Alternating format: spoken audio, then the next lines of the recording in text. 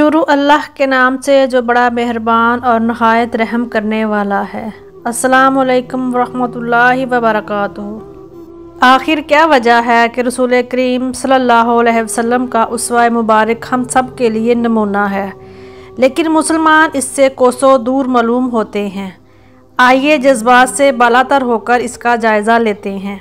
سب سے بڑی وجہ تو ظاہر پرستی ہے۔ ہمیں بتایا گیا ہے کہ نبی کریم صلی اللہ علیہ وسلم کی طرح بننا ہے تو اپنا ظاہر ان کے مطابق کرنا ہوگا۔ داڑھی کم از کم ایک مشت ہونی چاہیے، ٹخنوں سے اوپر پائنچے ہونے چاہیے، سر پر ٹوپی یا امامہ وغیرہ۔ حالانکہ نبی کریم صلی اللہ علیہ وسلم کے جس اسوہ کو مشعل راہ بنایا گیا ہے وہ آپ کا ظاہری حلیہ نہیں بلکہ باطنی کیفیت تھی۔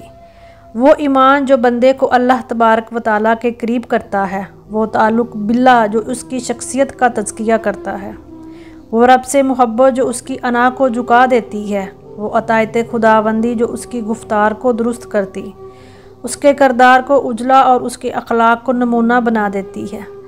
ظاہر پرستی ہی کی بنا پر ہم نبی کریم صلی اللہ علیہ وسلم کی اصل شخصیت سے دور ہو گئے ہیں۔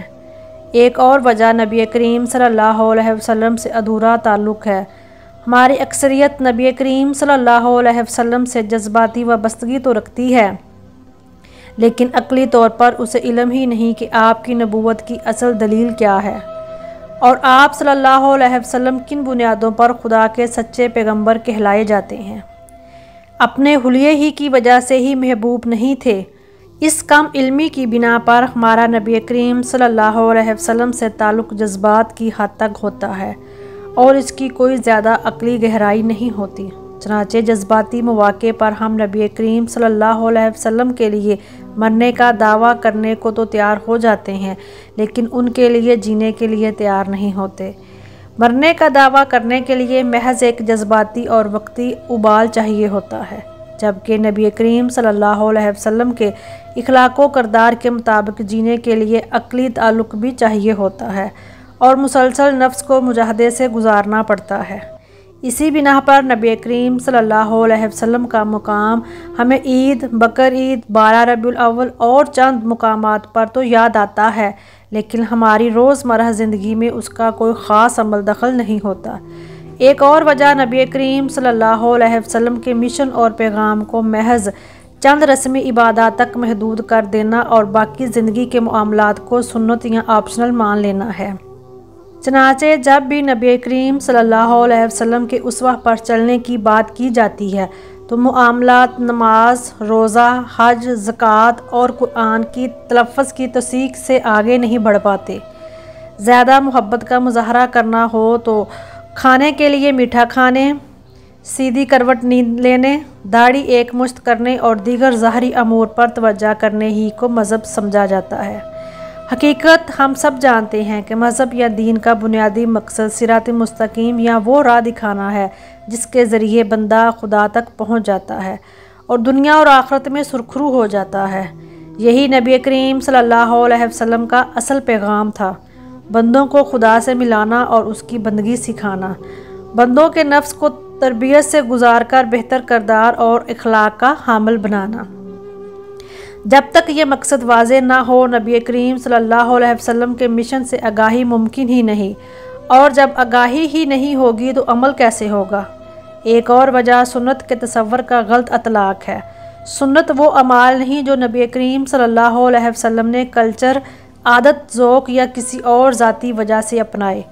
سنت وہ طریقہ کردار اور حسن اخلاق ہے جس پر چل کر وہ خود خدا تک پہنچے اور جس پر چل کر ہم بھی خدا کی رضا حاصل کر سکتے ہیں۔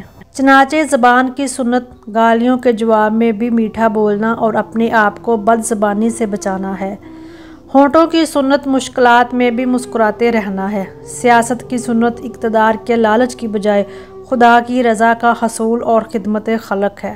کردار کی سنت مخالفین سے بدلہ لینے کے بجائے معاف کر دینا ہے۔ ہاتھ کی سنت اس سے کسی کو ناحق نقصان پہنچانے سے گریز کرنا ہے۔ نگاہوں کی سنت اسے خدا کے حکم کے مطابق استعمال کرنا ہے۔ تجارت کی سنت دیانتداری سے لین دین کرنا، دھوکہ اور جھوٹ سے بچنا ہے۔ ملازمت کی سنت ایمانداری سے اپنا کام کرنا ہے۔ معاشرت کی سنت حسن سلوک کرنا اور عہد کو مشکل حالات میں بھی نبھانا، تکبر سے پرہیز، غیبت اور بہتان ترازی سے بچنا ہے، مال کی سنت بخل سے بچنا اور ضرورت مندوں کی مدد کرنا۔ آخری معاملہ ہمارے قول و فعل کا تضاد ہے۔ نبی کریم صلی اللہ علیہ وسلم نے کبھی وہ دعویٰ نہیں کیا جس پر وہ عمل نہ کرتے تھے۔ ہمارا حال یہ ہے کہ ہم جو کہتے ہیں وہ کرتے نہیں، اور جو کرتے ہیں وہ بیان نہیں کرتے، کیونکہ وہ بیان کرنے کے لائق ہی نہیں ہوتا۔ ہم جو اشیاء بیچتے ہیں ان کے بارے میں کہتے کچھ اور ہیں اور ان کی حقیقت کچھ اور ہوتی ہے۔ ہم تنخواہ پوری لیتے ہیں اور کام ادھورا کرتے ہیں۔ ہم دعویٰ خدا پرستی کا کرتے ہیں اور پوجا اپنی خواہش نفس کی کرتے ہیں۔ ہم سیاسی و کاروباری مخالفت سے کسی بھی حد تک جانے کو تیار ہو جاتے ہیں۔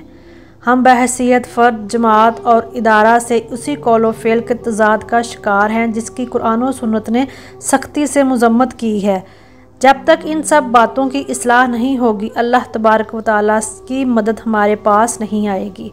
اگر ہم ان حقیقی سنتوں کو نہیں اپنائیں گے تو یوں ہی ملاوٹ شدہ اشیاء ہمارا مقدر بنی رہیں گی، ہسپتال میں مریض سسکتے رہیں گے، ممبروں سے قتل کا پیغام ملتا رہے گا، بدتر حکمران مسلط ہوتے رہیں گے، گلی گندگی کے تعفن سے سڑتی رہے گی، بہنوں کی عزتیں لٹتی رہیں گی، قتل و غارت ہوتی رہے گی۔ یہ سب کچھ ہوتا رہے گا خواہ ہم کتنے ہی میلاد منعقد کر لیں، کتنی ہی خوشیاں منا لیں، کتنا ہی شور مچا کر نبی کریم صلی اللہ علیہ وسلم کی محبت کا اعلان کرتے پھریں، لیکن نبی کریم صلی اللہ علیہ وسلم کے ساتھ اگر جذبات کے ساتھ ساتھ عقلی تعلق قائم نہیں کیا، نبی کریم صلی اللہ علیہ وسلم کی ظاہری سنتوں کے علاوہ ان کے حقیقی سنتوں پر عمل نہیں کیا، نبی کریم صلی اللہ علیہ وسلم کے مشن کو رسمی عبادت سے آگے بڑھ کر معاشرت، اخلاقیات و معاملات میں اپنی ذمہ داریوں کی ماہکہ ادائیگی اور اپنے ہی احتساب تک وسیع نہیں کیا، تو پھر عید میلاد النبی آتے رہیں گے اور جاتے رہیں گے، لوگ خوشیاں مناتے رہیں گے، لیکن اللہ تعالیٰ کے فرشتے افسوس کے ساتھ یہ پڑھتے گزر جائیں گے، صم بکم عمی فاہم لا یرجعون۔ یہاں تک تھی میری آج کی ویڈیو۔ ہمارے چینل پر اسی طرح کی معلوماتی ویڈیوز اپلوڈ کی جاتی ہیں۔ مزید اچھی ویڈیوز دیکھنے کے لیے ہمارے چینل کو سبسکرائب کرنا مت بھولیے، اور ویڈیو کو لائک ضرور کیجیے، کمنٹ باکس میں اپنی رائے کا اظہار ضرور کیجیے۔ شکریہ۔